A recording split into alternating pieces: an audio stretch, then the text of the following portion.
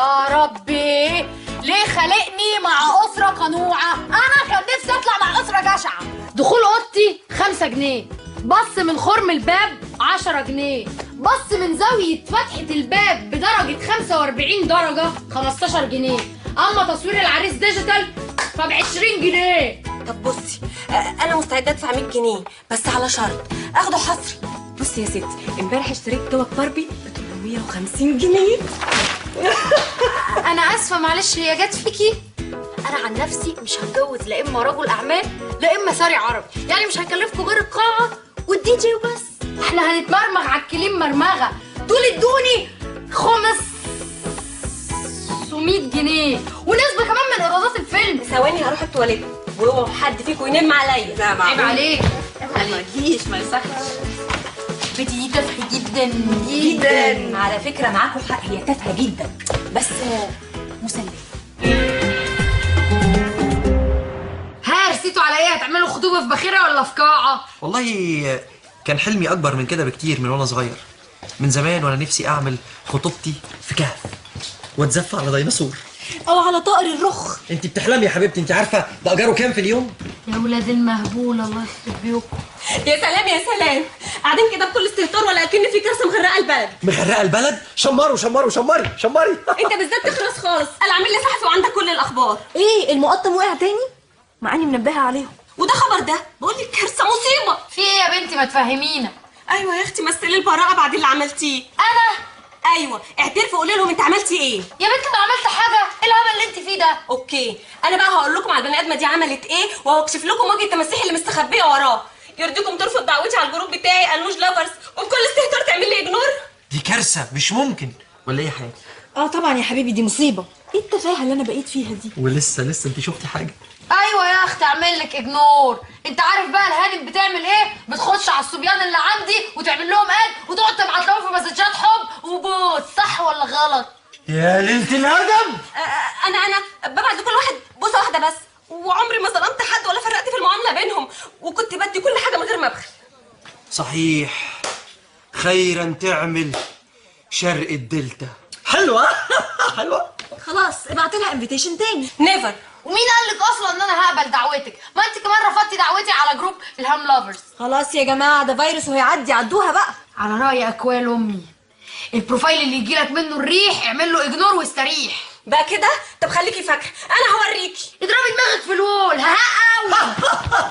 حلوه حلوه حلوه. يلا يا ليله الادب يا بتاعه الكيسز. يا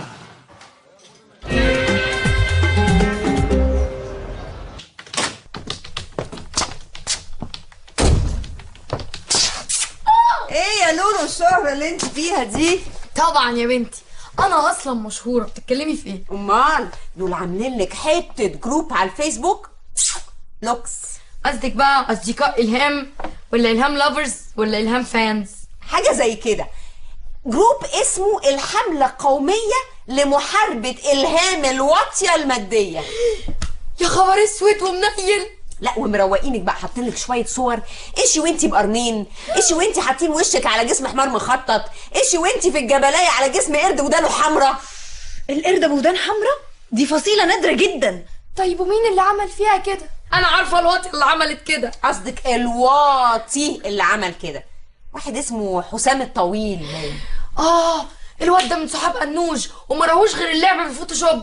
ايه التفاهه دي؟ وفي حد اصلا هيشترك في الجروب ده؟ يا حبيبتي الجروب ده في يوم واحد وصل ل 630 مشترك. الوطين والنعمه الشريفه اللي اوريهم كلهم. بصي يا لولو، انت لازم تاخدي موقف. ابعت لهم دعاء المظلوم. يا اختي تلاقي جاتك نيله. ولا التعليقات بقى دول بيدعوا عليكي دعاء يا لولو يا حبيبتي. هي حصلت كمان الله يخرب بيوتهم. بيقولوا ايه؟ بيقولوا يا رب ابوكي يفصل عنك وصلة النت. يا رب يتبعت لك وزز رخمه زي انت رخم ولا عسول، مين اقوى انت ولا دمعتك؟ والتقيله بقى بيقولوا يا رب الفيسبوك يلغي الاكونت بتاعك. انا مش قادره اصدق هسوره يا جدعان. لا ومشردين لك يا نظري، حاطين نمر الشهر كلها على الوول بتاعت الجروب. ليه يا ربي كده؟ ده انا عمري ما كتبت لحد حاجه وحشه على الوول بتاعه. لما بيجي لي انفيتيشن عمري ما بدوس ميبي، دايما بدوس يس. يبقى هو ده جزاتي. لا ربي كده بتعمل فيا كده. دنيا ملهاش امان. انا حاسه اني اتسكعت على قفايا بالجامد يا جدعان. المهم دلوقتي هتعملي ايه في المصيبة دي؟ المواجهه. بس ما تنكريش ان الصور كول وان انا فنان فظيع. ما تصيعش ياض، بقول لك تلغي الجروب دلوقتي حالا. انسي، ده الجروب ساحب رجلي من الجروبات اللي حوالينا، ده غير التعليقات اللي بتنزل عليه اللي بتفطسني من الضحك. هتقول ايه؟ ما انت ما عندكش غير 300 بس اصدقاء، لازم تبقى حاقد على واحده زيي. يلا اللي محدش بيعبرك على الوول بتاعتك. يلا يا فاشل يا لو ما بتعرفش تلعب ذا بيج برين. انا مش تافه عشان العب ذا بيج برين، انا بلعب كريزي تاكسي. انت غلس وانتي فاشله وانت حمار وانتي واطيه ونادله وساقطه ثانويه. انا كده ده مش الكلام بتاعي، ده كلام التعليقات اللي بتنزل على الجروب. الواطيين والنعمه نديهم كلهم على دماغهم، لازم تلغي الجروب ده حالا. وانا بقول لك لا. حاول تقدر موقفي، حاول تقدر حجم المصايب اللي انا فيها. انا النيك نيم بتاعي بقى الواطيه. بجد والله كويس انك قلتي لي عشان انزلها في النيوز بتاعت الجروب. حس بيا شويه يا اخي، انا في 3 ولاد عملوا لي اجنور، حس بيا بقى. طب ما تحس انت بيا، الجروب ده ابني، عمرك شفتي حد عمل ريموف لضناه؟ يعني ده اخر كلام عندك؟ مات الكلام. الله يرحمك ويرحمه يا مان.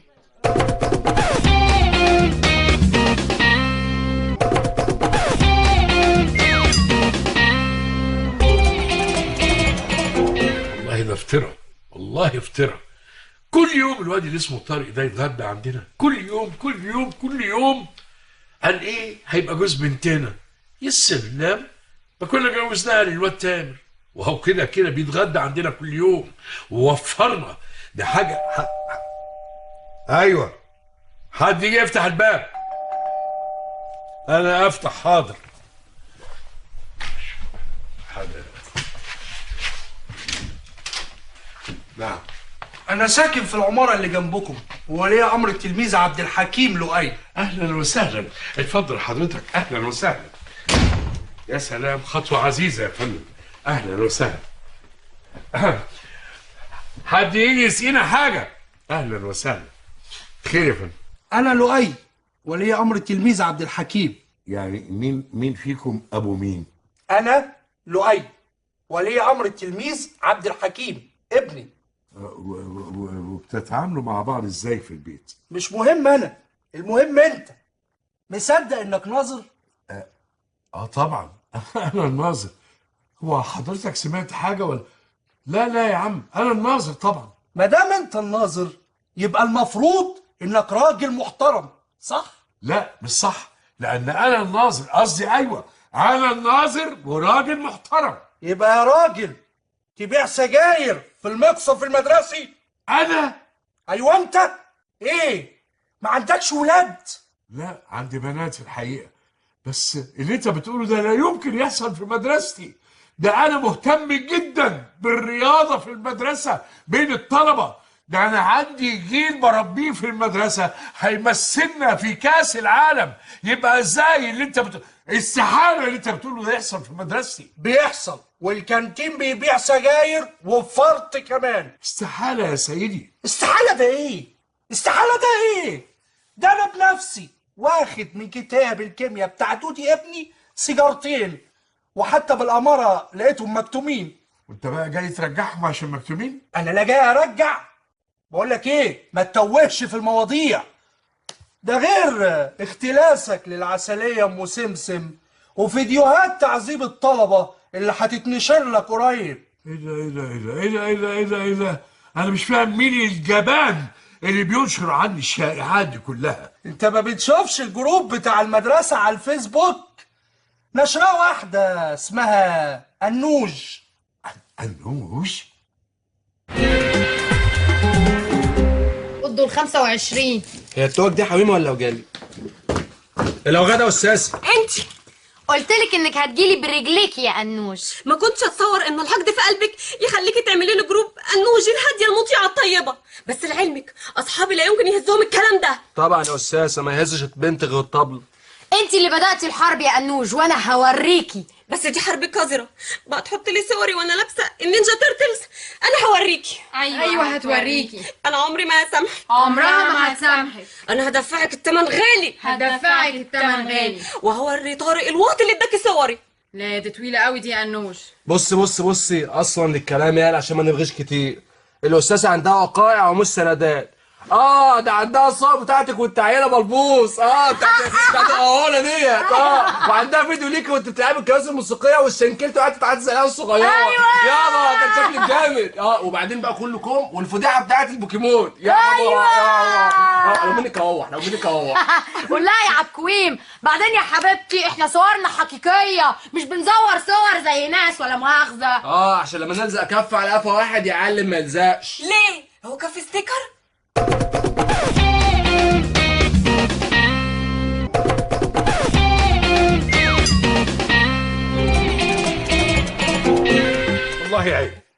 والله عيب.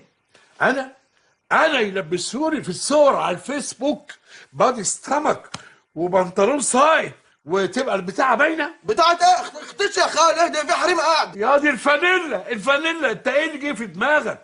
ما هو البنطلون صايد. ما هو انت لو نظر عدل ومراعي ربنا في بنطلونك ما كانش صيد. يعني ايه؟ اعمل له ايه؟ اديله دوس خصيه يا اخويا؟ بس الكذب بقى يالا انت ما تنرفزوش. اهدى يا عبد الحميد، اهدى عشان نشوف لنا حل.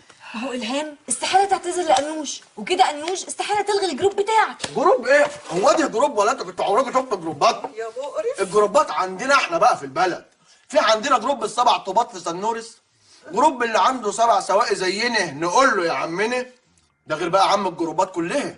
عم الجروبات جروب تامر لوفرز. عندكم جروبي؟ ما فتحش لسه. لوفرز ايه يا جاهل يا متخلف؟ لافرز.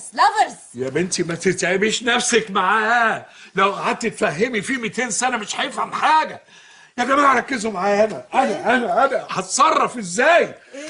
بيقولوا ان انا ببيع للتلاميذ سجاير فرد. يخيبك راجل، انت كنت بتدكن فلوس السجاير اللي بتبيعها دي من ورايا؟ يا عايده ارحميني شويه، احنا في ايه ولا في ايه دلوقتي؟ ده بيقولوا ان انا بشرب بانجو يا عايده وبمشي قبل ما احاسب. كمان بتشرب بانجو وما بتحاسبش عليه؟ لا ده انا بقى اتسرعت في الجوازه دي. انا كان لازم اطول فتره الخطوبه دي شويه عشان تبان على حقيقتك. فعلا يا عايده احنا اتسرعنا في الجوازه دي.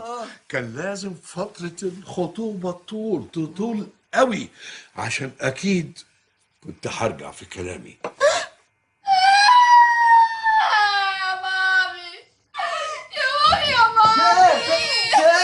يا بنت النت للجمال. هو مين ده؟ فضلت احبه لمده 3 ايام من كل اعماق قلبي. يا قدره، وكنت مخبيه كل ده؟ ما كنتش مخبيه ولا حاجه، بالعكس انا كنت ببعت له قلوب وفلاورز ودبدوبات على البروفايل بتاعه. وتأكدتي انه ده كان حب صادق؟ طبعا، ما هو كان بيعمل اكسبت، وكانت اخر ستيتس ليه اكتر حاجه بحبها فيكي هو ده بدوبي. هات ثبت ولم لحمك يا خال. ده ايه العيله البجحه دي؟ كانت كل احلامنا واحده لحد ما طلع خاين؟ ولا يمكن طلع طمعان في الفانز بتوعي؟ لا طلع اوف لاين. لا طلعت انوز. البيت عندنا مشتعل على الاخر. ما انا كمان مشتعل. والنبي تلاقي حل بقى. اهي انوش جت اهي، اتصرف بقى. تعالي هنا يا بت، انت ازاي تعملي افيهات حلوه قوي كده من غير ما تقولي لي؟ هش انت خالص. بصي يا سهام يا حبيبتي، ده جروب طارق اكس جيرلي فريندز، وعلى فكره منى وناديه ولميا وميرنا بيسلموا عليك خالص. بجد؟ قصدي الله يسلمهم، قصدي الله يحرقهم بجاز. بصي يا حبيبتي، هنا هتلاقي كل البوماته وصوره وذكرياته معاهم بكل تفاصيلها اللي مش متربيه خالص. واتمنى لكم سهره سعيده. بقى كنت بتقولي شيماء زي ما بتقولي ان حبك ليها خالد للابد؟ وشرف ضوافر رجلها ما حصل، انا بس كنت بعرفها لاغراض دنيئه جدا مش لشخصيتها. وبتقولي سمر انها اجمد مز على وجه الارض؟ مناطق البت ميرنا اشد منها اساسا. يا نهار اسود، وكنت بتمسك ايديهم كمان؟ ايديهم قصيره يا بنتي انوش. يا سهام افهميني، الشاب المنحرف مننا لازم يمشي الاول مع 9 4 10 بنات كده، وبعد كده يبتدي يمشي مع السليم اللي زيك. انت انا خلاص صرفت نظر. بجد؟ انا كمان صرفت 5 جنيه النهارده. حلوه. حلوه مش حلوه؟ انا اسف. انا بجد زعلان. انا زعلان قوي. اخيرا بقى عندك دم وبتحس لما تزعل سهام. سهام ايه؟ انا زعلان لان الجروب بتاعي على الفيسبوك ما جابش تفاصيل علاقتي بمرمر. يا اخي ما تعقل بقى، مش معقول كده. وتعالى نشوف لنا حل في الحرب اللي دايره دي. انا جات لي فكره اخيرا هنحقن بيها دماء فضايحنا على الفيسبوك. اوكي انا موافق، بس كده هضطر اسفا اني احطم كل انجازاتي خلال ال 25 سنه المنصرمه، ومش عارف اذا كانت سهام هتقدر التضحيه الكبيره قوي دي ولا لا. انت عندك حق، عندك حق، انا لازم اثبت لها اني جدير بحبها. ايه يا ولاد، لقيتوا لنا حل الموضوع السجاير الفرط ده؟ يا بابا. طبعا يا عمي. افتح كشك. حلوه حلوه حلوه حلوه قوي. قلت لك 100 مره لما ابقى متضايق بلاش العسل اللي بينزل منك ده. قلت ولا ما قلت؟ قوم اقف يا انت، قوم اقف. اتاكني لو انت شبه السيجاره الفرط، اقعد.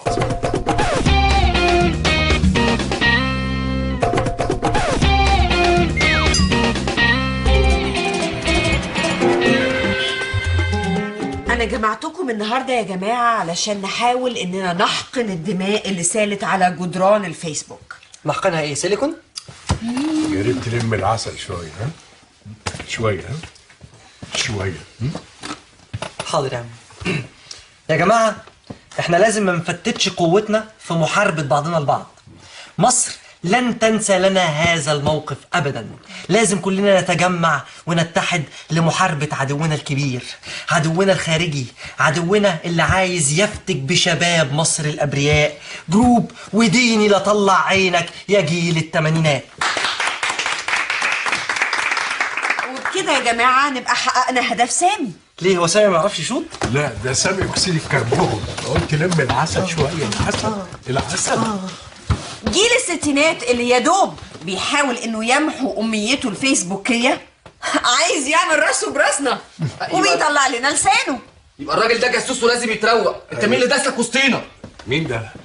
يا حصلتي ده انا جاسوس؟ لا يا جماعه انا هسلم نفسي، ما حدش يضرب نار، انا هعترف بكل حاجه. يا اولاد انا اللي ببيع السجاير الفرد، انا اللي بقعد في قعدات البانجو واقوم ما احاسبش. انت انكل عبد الحميد انا اللي ملبسك البادي ستومك. هو انت يا ابن وانا اللي لبستك البنطلون الساقط. هو انت يا بنت خلاص يا بابا، يا خراسي يا بنت هنحاول ان احنا نحل الموضوع. ولا انا مستعد اسامحك بس بشرط. امرني يا انكل. هات ودنك. ما تخافش وانا هقرقشها.